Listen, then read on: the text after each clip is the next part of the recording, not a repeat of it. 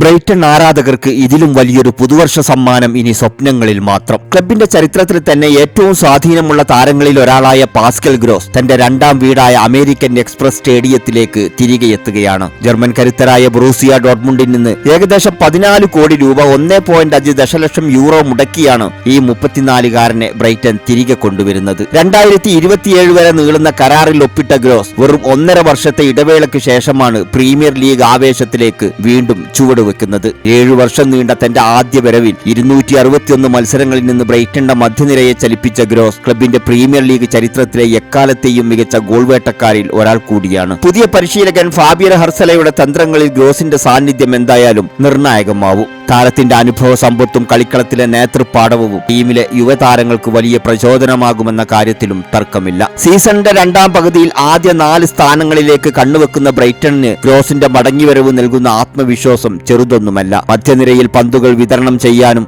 Set പീസുകളിൽ magic കാട്ടാനുമുള്ള ഗ്രോസിന്റെ കഴിവ് ടീമിന് പുതിയൊരു ദിശാബോധം നൽകും എന്ന കാര്യത്തിലും തർക്കമില്ല. പഴയ 10ാം നമ്പർ ജേഴ്സിയിൽ തന്റെ പ്രിയപ്പെട്ട ആരാധകർക്ക് മുന്നിൽ ഗ്രോസ് വീണ്ടും പന്ത് തട്ടുന്നത് കാണാൻ കാത്തിരിക്കുകയാണ് ആകാംക്ഷയോടെ ഫുട്ബോൾ ലോകം.